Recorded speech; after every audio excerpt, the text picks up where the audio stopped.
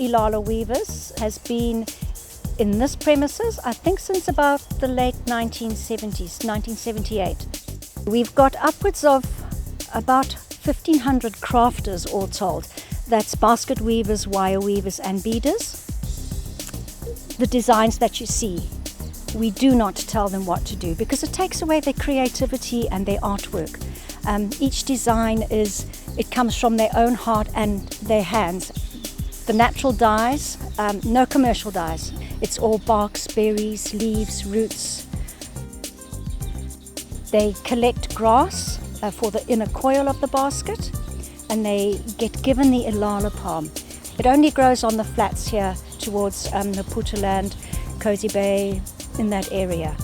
So we buy the dried Ilala palm. They will then take it, shred it into fine little strips. They pre-dye it first actually, and then they will strip it and weave with that.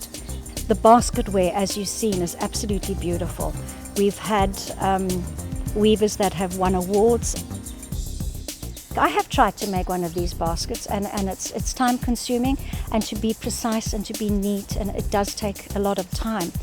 To make a small little basket will probably take them a day, sometimes a few hours depending on how skilled they are. For your really big baskets that will stand up to 60, 70 centimeters, sometimes up to 3 months.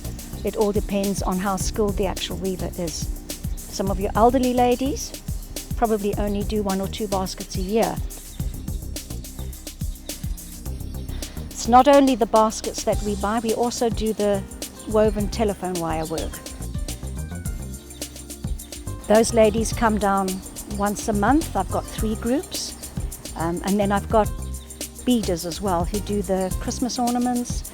They do the spec cords, and that's more easier control because that is selling beads and buying back the finished product from them. My wire work is all the same size basically because they are given molds and that's how they weave them. If it's a particularly neat weaver, you think, oh wow, this is really good. They love it when you particularly praise them. If there's a particularly spectacular basket and you think, wow, you can see their eyes light up and they think this is wonderful. And you see it even with the beadwork and the wire work.